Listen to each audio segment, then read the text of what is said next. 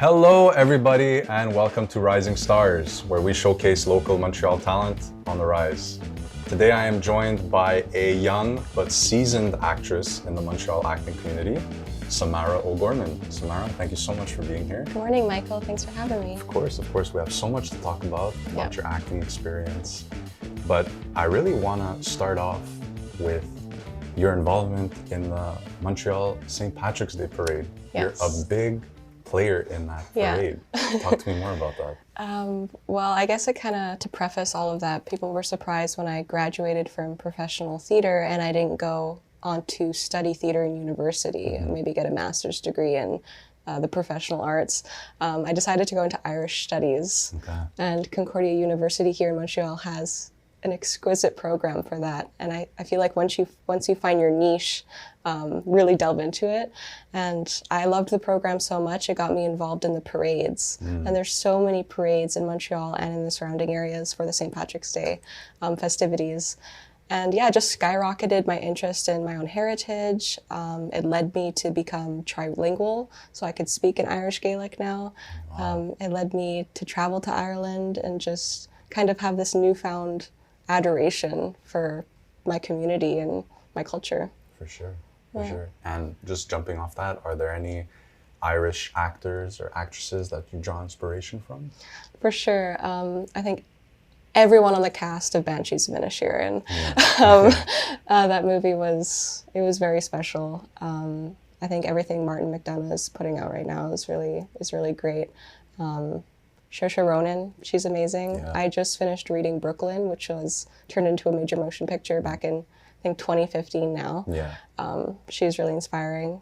And there's a lot of great Irish talent that comes out of that little country. There is. And you happen to be one of the talents in the Montreal acting community. Yes. Tell me about your beginnings in acting, how it all started, what maybe pushed you to pursue this? Sure. Well, I always knew that I liked kind of playing and play pretend.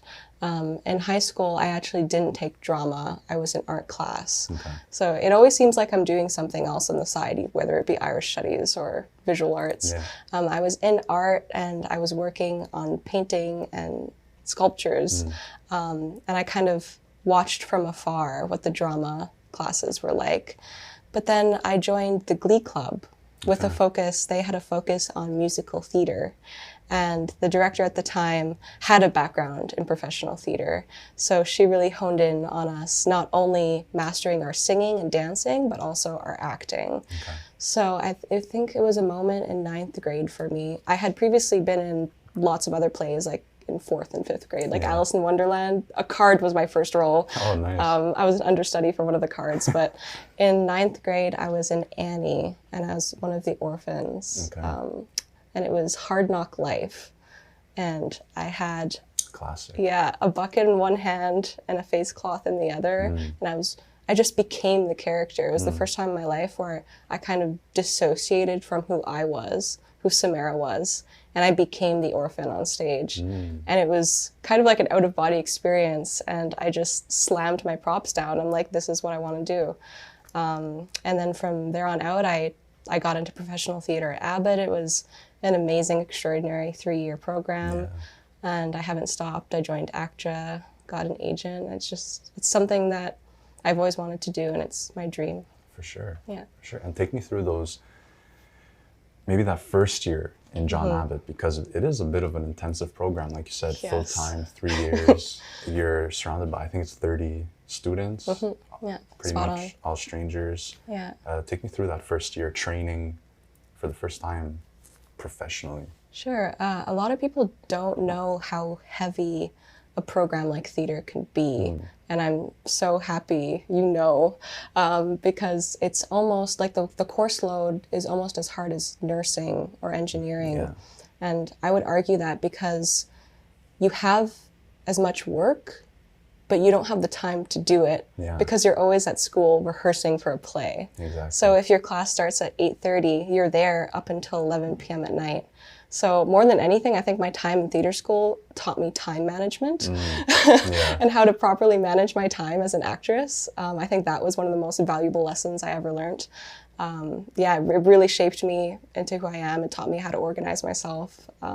Yeah, I also argue that everybody, regardless of what you want to pursue in life, you should do at least 1 year in theater school. Yeah. Because it doesn't only teach you how to act, it teaches you just how to be a better person. It does. Yeah. It does. It takes a lot of strength to put yourself out there and be vulnerable. Yeah. And 100%. Speaking about that program, can you tell me the difference between Samara on the first day of classes and Samara on the last day of classes? What was the biggest difference you found, just in maybe your acting or even yourself as a person? Yeah, sure. I think I mentioned the word niche before. Yeah. So when I got into theater school, it was 2016. I was 17 years old. I was still a baby. Yeah.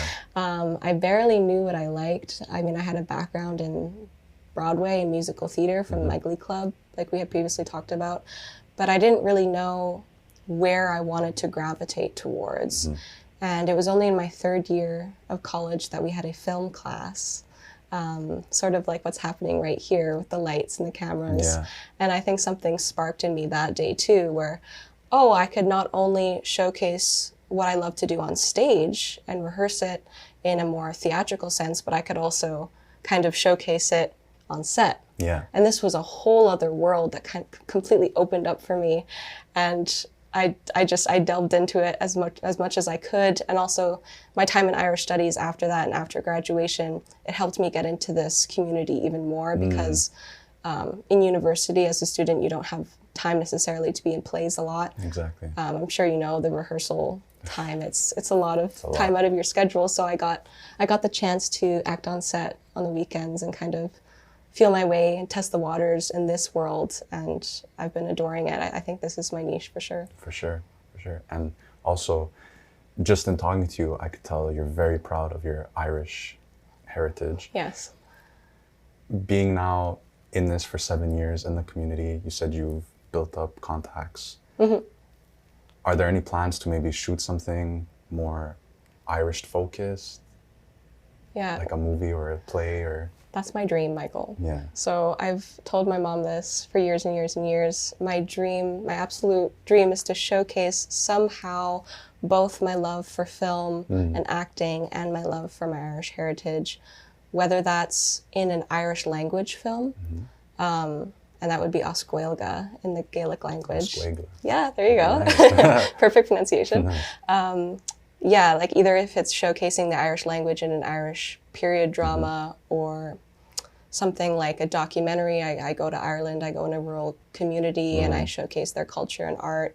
To blend the two, I mean, that would be a perfect dream. For sure. I'm speaking it out into the universe today. So let's manifest it. Yeah, hopefully. Spoke about it in the last interview. Let's manifest it. Hopefully something happens in that realm. Yeah, that would be so cool. 100%. And are there any areas in Montreal where you've had your eye on shooting at? Like, I know for me, one of the most beautiful places in Montreal is the Oratory. Oh my God, yeah. Is there any, when you think, because I know when my mind goes on these little trips of, oh, I'd love to shoot something here, I'd love to shoot something here. Yeah. I pick all these little places. Is there any area like that in Montreal? Yeah, I like that you mentioned the Oratory because I think for actors, I think it's so important to always look at the world in a childlike lens. And when I was younger, when I used to drive into Montreal, because I'm from the West Island, whenever I used to see the Oratory, I'm like, oh my God, Mom, that's the Castle of Montreal. That's where the King and Queen of Montreal live, because it's so big and it takes up so much space. Exactly, yeah. It would be cool to shoot there. But another place, I think, I'm from the town of Saint Anne de Bellevue. And if you have been there, it's like a completely other world. Like it's not, it doesn't feel like you're in Montreal. It feels like you're in a European suburb of Italy or France. There's a beautiful long pier. I mean, I've already shot a couple of things there, but I sound like a broken record. I work a lot with my friends. We shoot little videos and short films, music videos, and they're like, well, what do you think would be a good location for this? Saint Anne de Bellevue. Saint Anne de Bellevue. Yeah, it's always going to be the same response, and that's where I went to college too. John Abbott College is located there. For sure. Shooting local is always best. You know what I mean? I'm from Chambéry. I don't know how much we could shoot there, but it's besides the point. You guys have Illumi. you could. That's true. That's true. Yeah, it gives me a headache sometimes, but that's besides the point. But take me now. You've been doing this for about 7 years. Started when you were 17. You're 24. Tell me about your training now. What are some classes you're taking? What are some study techniques you're doing? Methods you're studying? Yeah, I think it's just all a matter of learning. So always keeping up with educating yourself and kind of gaining knowledge in different realms of acting. So right now I've bought a couple of books about Commedia dell'arte, which is an Italian mask theater, which so out of my realm of things. But I think it's important to constantly kind of engulf yourself in something different and always learn something new. So that's what I'm working on right now. And I think Commedia dell'arte, that's where the startings of slapstick comedy actually came from. And I think that would work so well in a fringe play, in the Fringe Festival of Montreal. A Commedia dell'arte play in the Fringe Festival is something that would be lovely, and maybe I could work towards writing one, but that's what I'm working on right now. Oh, awesome. Awesome. And is there a certain play from your past, or maybe a certain character you played that holds a bit more prominence than others? Is there one where you look back and you're like, wow, that was really cool, that really helped me grow as maybe an actress or just a person in general? I love that question. I think it's something that really challenged me. So often the common commentary about my disposition is that I'm sweet or I'm very calm and endearing, but I got casted in Pride and Prejudice as the villain, the old hag who despised everyone, would ridicule all the young ladies' dresses, would just be the bane of everyone's existence. And I really had to hone in on this ugly part of myself that I don't even think I have or that I relate to at all. And I just became someone that I'm completely not. And that was a changing point for me, that I'm like, I love playing these people that I'm not at all. And recently I feel like I've been getting typecasted and I've been getting auditions all the time for villains in horror films. And I don't know what it is. Like, am I scary? I don't know. Not to me. I mean, you seem sweet. I don't know what's going on, but I'm gonna take that with pride and keep working on it, because I find it fun. And if casting directors see that spark, then why not? 100%, 100%. And in order to prepare for those more mean roles, is there certain characters you watch in film? Like, when I think of someone mean and kind of bitchy, for lack of a better word, I think of Meryl Streep in The Devil Wears Prada. Oh my God, yes. Is there certain characters or actresses you take inspiration from? Tilda Swinton, another actress. That's a great question. I think more than anything, I think music helps me get into the mood, because I don't like to mimic or copy other actors too much. I know that flattery is like best form. Imitation's the best form of flattery, but I like to watch it, take it in, and then create my own kind of role. But music is what helps me create my own character and kind of get into the zone of things. Yeah. What kind of music do you say you would listen to? For those kinds of roles, do you like Pearl Jam? Pearl Jam's awesome. That's a classic. Eddie Vedder. Things like that, like classic rock, I would say. Grunge. Yeah, because I usually just listen to like old 1930s swing. That's my type of music. So I'm gonna, if I'm playing a role like that, I listen to something I don't usually listen to, which would be classic rock. For sure. And you spoke about it before, how you've been in different classes, you did Irish studies, and you've taken so much from that and applied it into your acting. I believe it was Tim Robbins who said that he's learned more in anthropology classes and sociology classes than he has in acting classes. Are there any other classes you've taken that have nothing to do with acting that you felt helped you with your craft? For sure. I mean, it's so beneficial to, if you have a theater degree, that's amazing. It has rounded you as an actor. But like, I implore actors to go study something else. And something that really helped for me was learning about Irish folklore and mythology. So I had mentioned like the childlike sense of wonder and curiosity. Kind of returning to that state like believing in fairies. So the class was all about Irish fairies and Ireland's history, deep-rooted history with fairies. So it brought me back to a time when I was younger, when I would believe in things like unicorns or leaving a tooth under the pillow for the tooth fairy, waiting up to see the reindeer of Santa Claus. So taking this class, I think I was 22 at the time. It brought me back into that place in my life, and that I didn't know at the time, but it was helping me with my acting. Because a couple of months later, I'd be on set or I'd be doing a self-tape.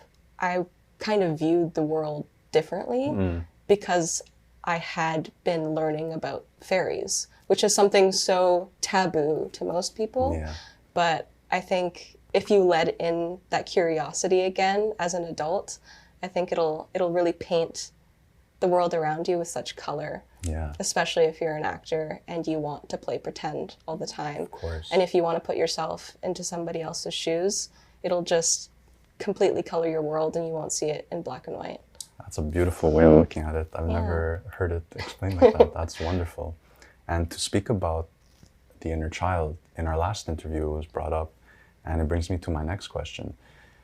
Is there something you would like to accomplish, or maybe that you've already done, where you said, wow, Samara at 7 years old or 8 years old would be so proud of Samara at 24? Because I know I've had that moment before where I go, wow, 7-year-old Michael would be proud of me now because he was true to himself and authentic. And have you had that moment yet? Or?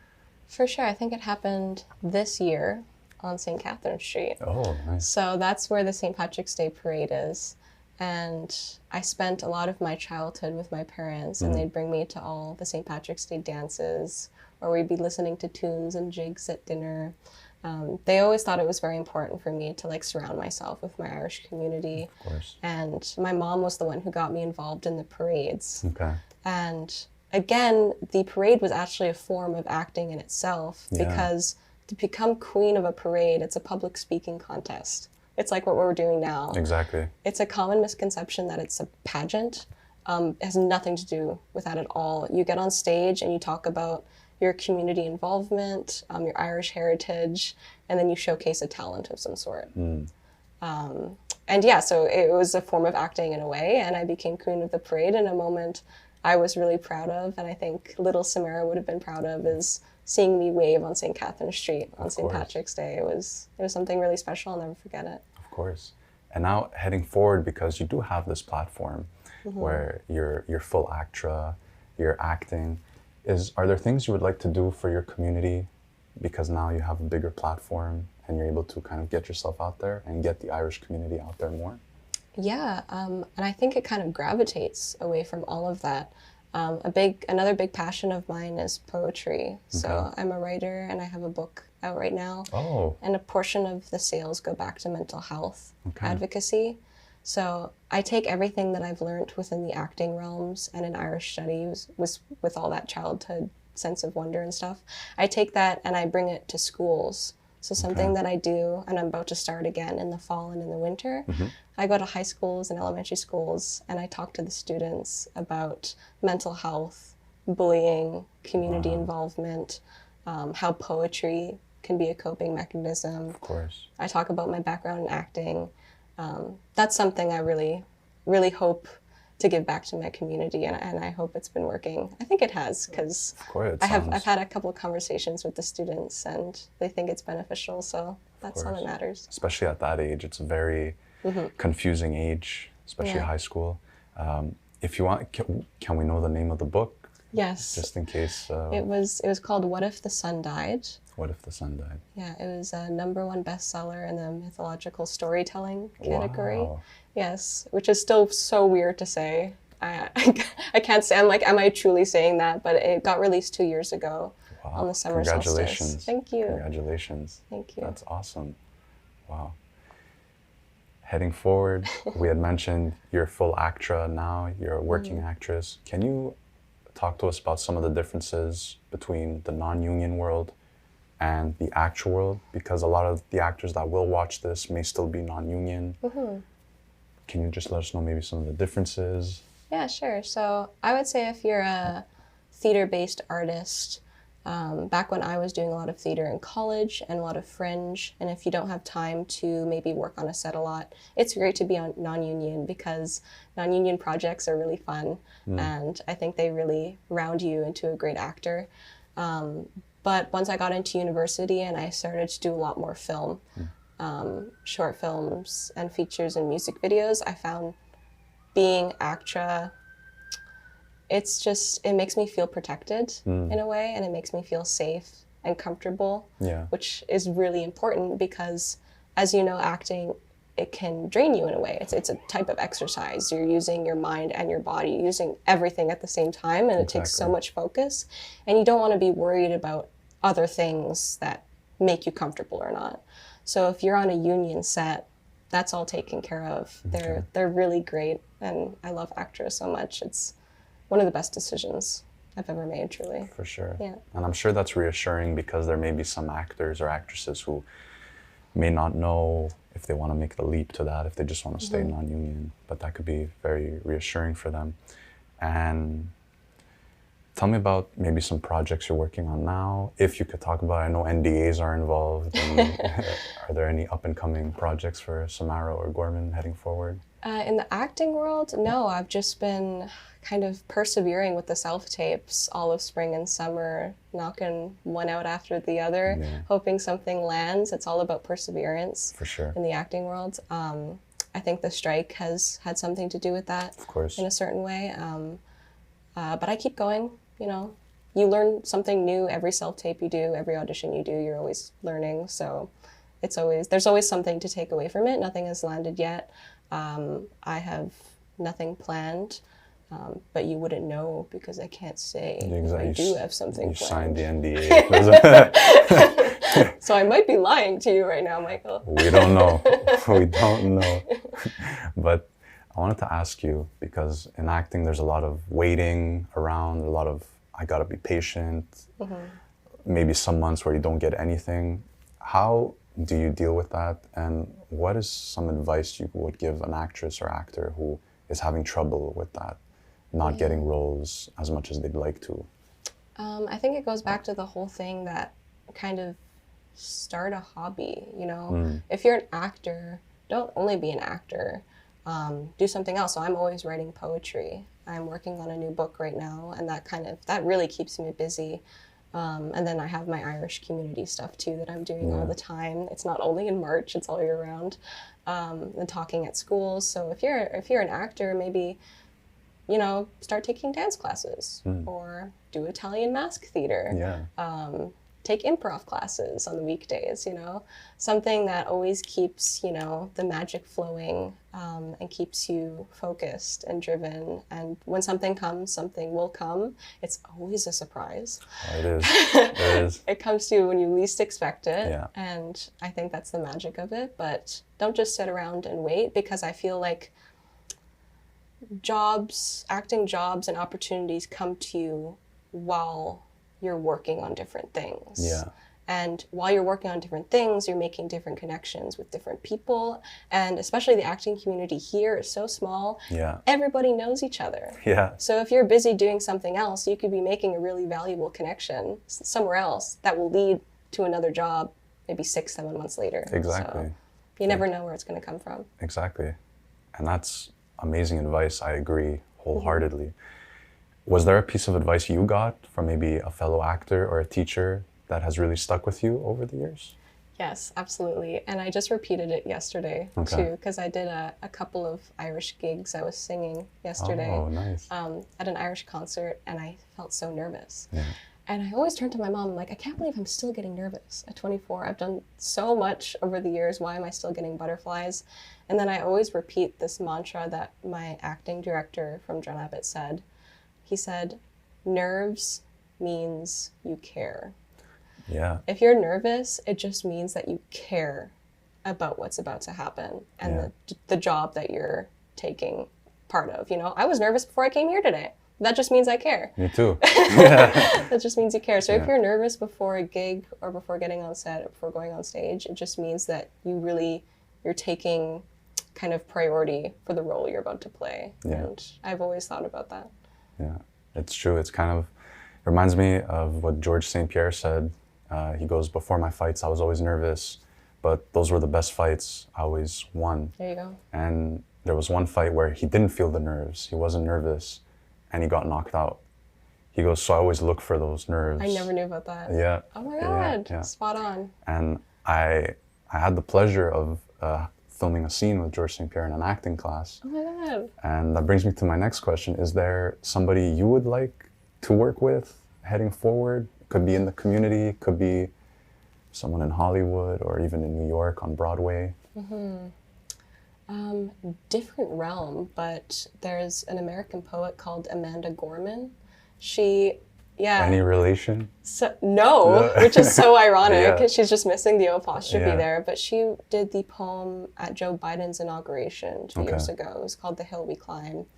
And just the way she speaks so eloquently. She got over a speech impediment when she was younger, and so did I. Okay. So there's a lot of links there. And maybe in the future, if we can somehow collaborate on some form of poetry and kind of do that together, that would be a dream. In terms of actors, I mean, there's so many. There is. No idea. Speaking locally, though, I've always wanted to work with Ellen David. She's a master actress here. She works in a lot of Siegel Center plays. Yeah. She's been in a lot of Siegel Center plays, and I just love the way she takes on her roles and kind of, she's really inspiring. So on a more local level, Ellen David. On a more global level, Amanda Gorman, for sure. So Ellen, if you're watching this, Samara wants to work with you. She was the one who was, she got me my agent. Yeah, she worked awesome. really hard. Because I'm friends with her son. If Raf is watching, hi Raf. He's in the background scenes of the acting world. Okay. He's a DOP and photographer and videographer. But yeah, his mom is so lovely. Yeah, For sure. And kind of to touch on that, you have an agent. Tell me about that process of getting the agent, because there may be some up and coming actors or actresses who are going through that process now. It's not an easy process. We've all been through it, putting ourselves out there. Can you take us through maybe some tips you have in terms of getting an agent? Sure. I think to go back, that's why it's so good to be non-union, because you can build up your reel that way, your demo reel and your portfolio. So before you even reach out to an agent, I would say to just build up that demo reel and get some really good scenes in there. Because that's what I did. I think a lot of actors rush to try to find an agent right away, and they send their portfolio, and then the agent never gets back to them. Yeah. So It's happened to me. there you go. It happened to me so many times, and I was wondering, I'm like, why am I never hearing back? And it's just because I had to get better headshots. Yeah. I had to act in more short student-funded films and fun things like that. And then eventually, when my portfolio was polished enough, I browsed the multitude of Montreal agents, and Glen Talent looked really familiar to me, and it's because my friend Raf and his mom Ellen were both in that roster. Okay.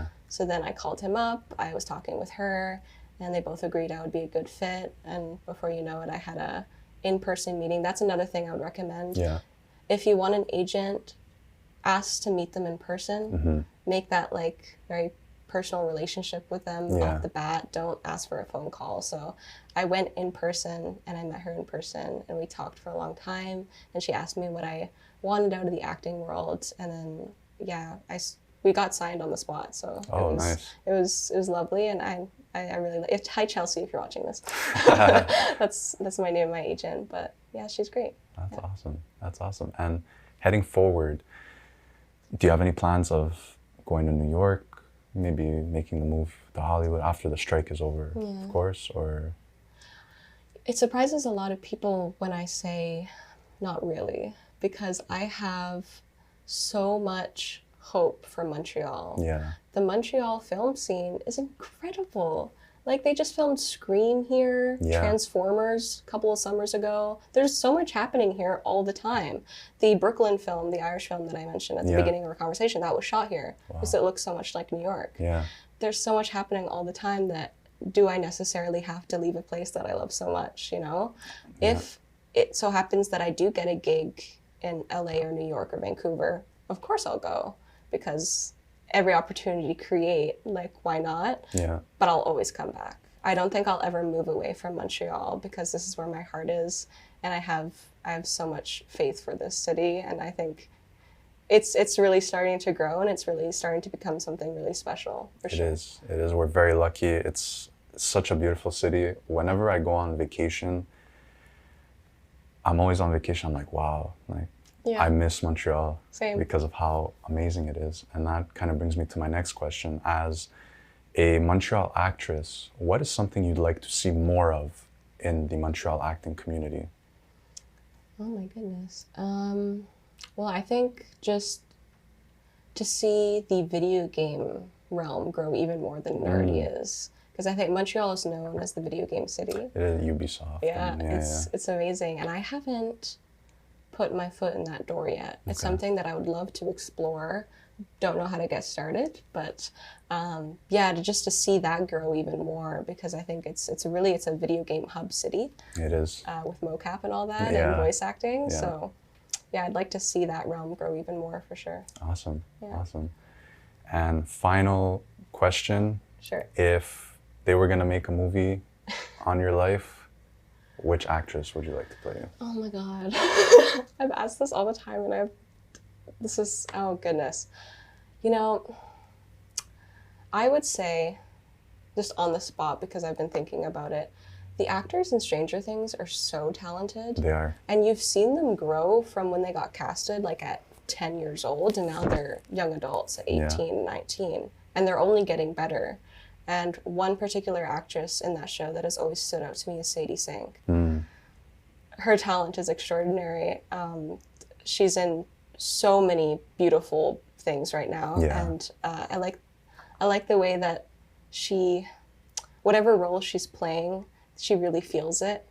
And you could tell it in the eyes all the time. Like, she acts with her eyes, which I think I do too. So Sadie Sink would be my answer, for sure. Awesome. Well, thank you so much. Thank it you, was Michael. an amazing interview, and we look forward to seeing where your career takes you, your poetry, and your involvement in the Irish community. Thank you. I hope to see you on set soon. Same here. Same here. Thank you so much. Thank you. Thank you.